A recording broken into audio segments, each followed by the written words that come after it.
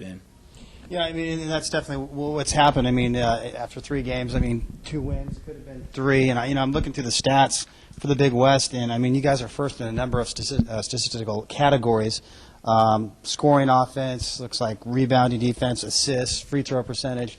I mean, how surprising is it that I know it's only 3 games, but I mean, Right. still, I mean, that's pretty impressive for this team to be doing so well. I mean, how surprised are you? Are you surprised that the team's had such levels of success here early on in the Big West? I'm not surprised we're having success, but I'm pleased that we are, and I think you brought out the best point, which is statistical data. I don't take that much merit until there's 8 or 10 games into it. I mean, it's just you want to have. I think anybody took a stats course, you got to look at your sample size. Our sample size is 3 games. We're pleased to be 2-1. We're pleased to be shooting well. We're pleased to be doing some things well. But again, even the first, we didn't, as coaching staff, we didn't over-evaluate stats after 4 or 5 games in the preseason. We waited for 8 or 10 games to develop themes that, are characteristic of an entire, 8 or 10. I think you really got to look at preseason and regular season. And then regular season, I think we'll look at stats will be when we played every team one time. I think that's the key part when you really start getting excited about, okay, where areas are we short at, what do we need to improve at, and then get some sample size that's more realistic to what's going on out there. But we're pleased that we're doing some good things. I think that the basic goals that we have are to out-rebound our opponents each night and to have 13 assists per night, and what our team average per assist in conference play. We have some goals that we've put on the grease board downstairs, on our goal sheet down there. And one of those first goals, which we're on target with, is quite frankly kind of addresses the other one, is to graduate every student athlete in our program. And right now, the 3 seniors, Charles Anderson, Ryan Darling, and Lorenzo Keeler, they're on schedule to graduate, and that goal is the same throughout. And then we want to go ahead, and we have some individual goals from field goal shooting percentage and assist and so forth. And then ultimately, at the bottom of our goal sheet says, make the Big West tournament. We think that we want to, we have win 6 or more games at Mott Gym, which would give us a winning record in Mott Gym. And so we will go down after each game and we X off the goals that we've accomplished. And so I think that what we're trying to do is put the game a little bit into measurable, tangible components that we can check off and say how we are developing that. So I think I think that we're focusing on little things instead of the big things. We're focusing on the process of what we're doing. So stat-wise, we kind of like it because we do go to that stat sheet and put it on the board, but we don't overdo it until, hey, here's the bigger picture. If you don't make it one game, for example, the first game against Irvine, we did not hold them to the field goal shooting percentage that we wanted to, but we accomplished our offensive goals. So we got 5 of 6 X's, but we didn't get the defensive X. But we got the big X, which was the W column. Last night, there were some areas that I would like to have improved upon, but we got the big X, which was key for us. Conference play, it's about getting the W's because ultimately to climb into the playoffs, we've got to get W's in the win-loss column of the Big West. And so right now we've got 2 of them, and on the road we go for 2 more.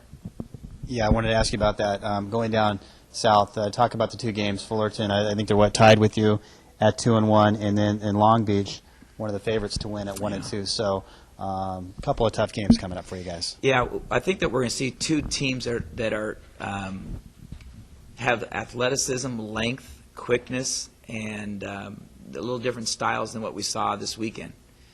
Pacific is more of a half-court grinding team. Davis has been an execution team with a lot of zone stuff. Now we're looking at teams that are going to pick us up. I think a lot more pressure. So it's going to be a real challenge for all of us because it's not just the point guard's responsibility to break pressure and to continue to pass the ball and move the ball and find that open shot and attack the hoop still aggressively and in an organized plan. So I think that when we look at some of the games that we played earlier in the year, I think that we have opportunity. For example, we went to Arkansas Little Rock. They were pretty athletic and aggressive. We had opportunity to play. USF was pretty aggressive and athletic. Portland State was pretty big, traditionally been a very good Big Sky team. So those preseason games will help us prepare a little bit more for Fullerton, which is running a lot of 1-2-2 zones.